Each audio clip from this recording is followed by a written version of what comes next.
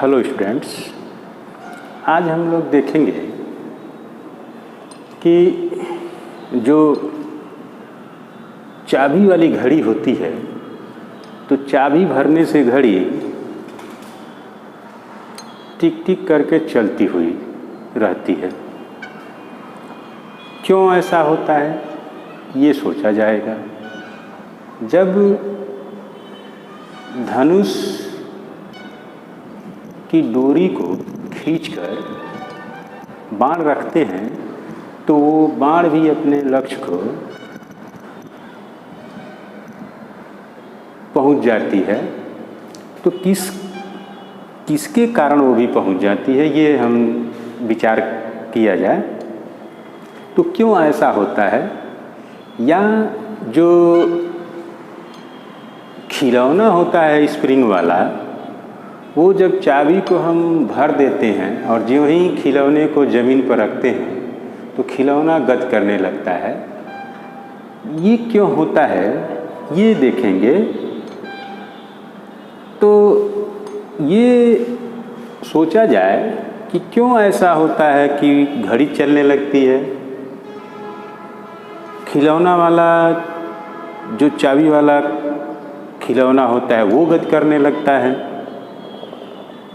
और धनुष के द्वारा खींची गई जो धागा होता है उसके कारण तीर आगे को बढ़ जाती है। तो यही पता चलता है कि कोई विशेष अवस्था है जिसके कारण उस में ऊर्जा संचित हो जाती है, और जब ऊर्जा संचित हो जाती है जिससे कार चलने लगता है। धनुष के द्वारा तीर गंतव्य चला जाता है और घड़ी गति करने लगती है। तो संचित ऊर्जा ये मिलता है, स्थितिज ऊर्जा कहा जाएगा। स्थितिज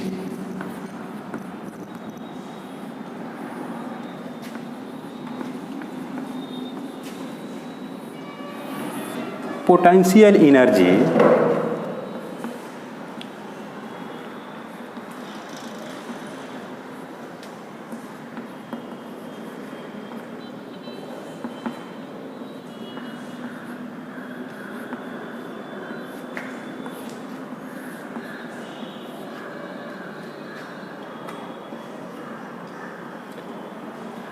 तो परिभाषा लिख सकते हैं, किसी वस्तु में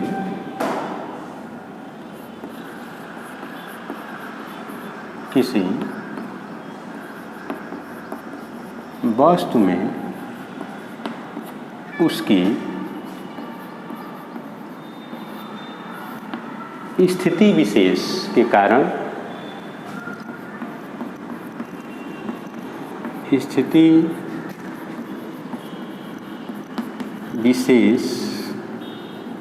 के कारण जो ऊर्जा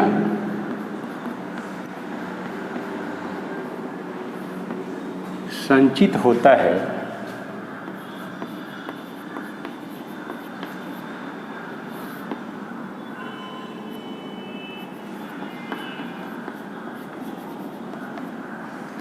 उसे उस वस्तु की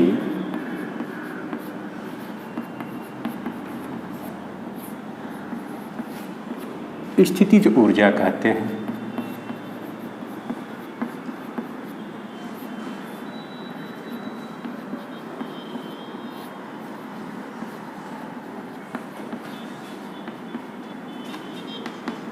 जैसे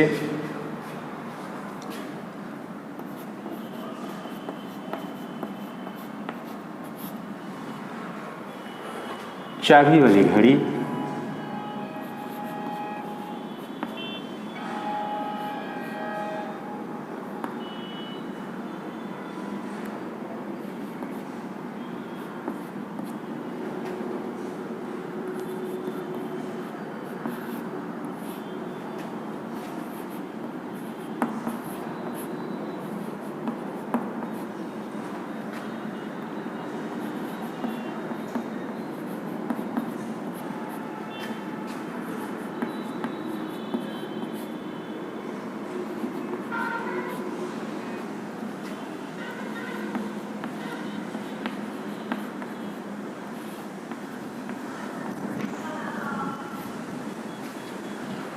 दूसरा देखा जाए,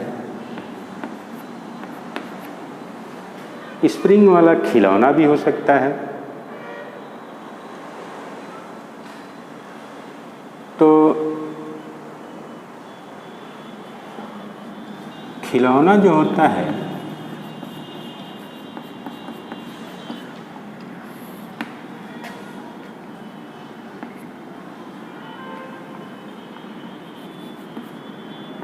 चाबी भरने पर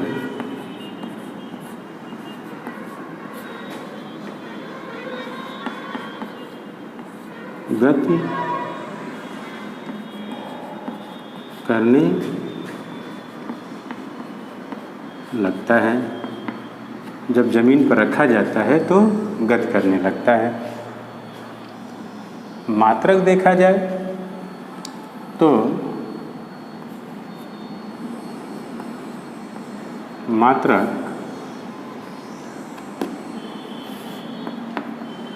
स्थित ऊर्जा का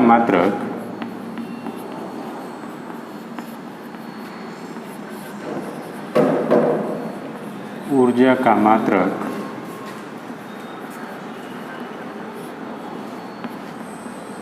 जूल होता है और यह एक अदिश राशि है।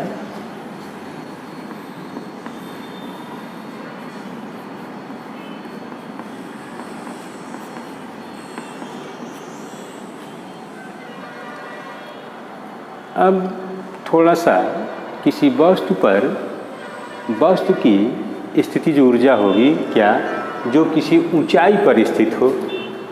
तो जब ऊंचाई पर स्थित है तो क्या होगा, ये थोड़ा सा समझा जाए कि यदि कोई वस्तु है और यह ऊंचाई पर स्थित है तो उसकी स्थिति क्या होगी,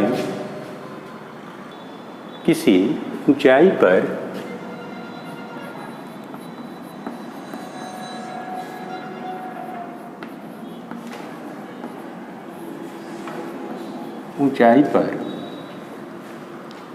वस्तु की स्थितिज ऊर्जा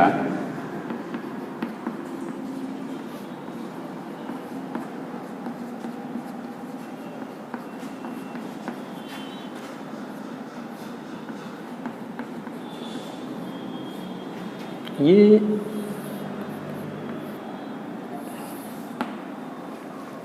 potential energy of an object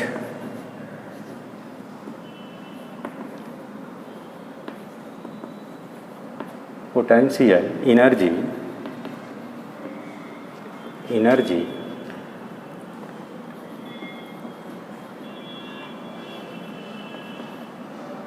of an object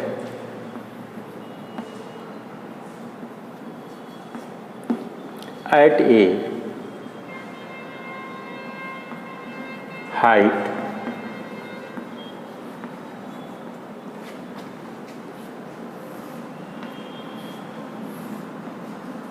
अब ये थोड़ा सा सोचा जाता है कि यम द्रव्यमान का पिंड है जो पृथ्वी तल से, ये एम द्रव्यमान का कोई पिंड है और पृथ्वी तल से यह ऊंचाई तक उठाया जाता है। तो जब यह ऊंचाई तक उठाया जाएगा तो उठाने में गुरुत्वीय बल के विरुद्ध कार्य करना पड़ेगा। तो जो किया गया कार्य होगा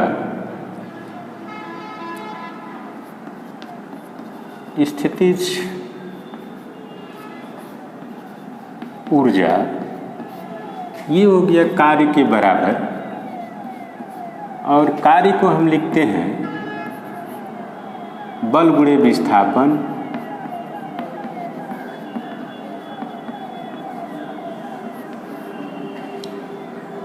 बल गुणे विस्थापन।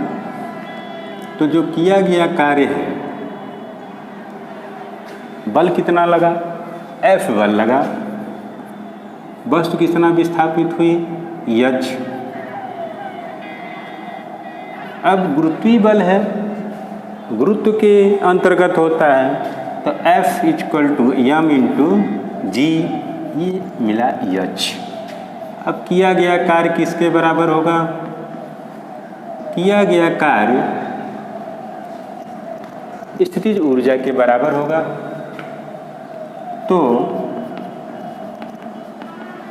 वस्तु की स्थितिज ऊर्जा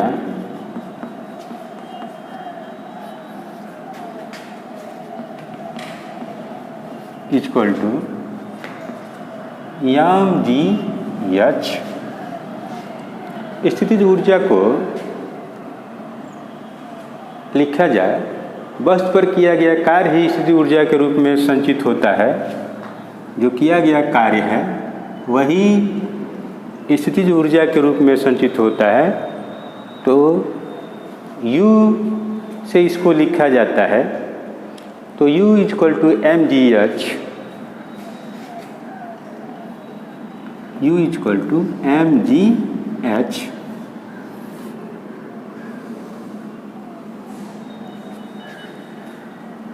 ये मिल जाता है। मात्रक भी जूल ही होगा।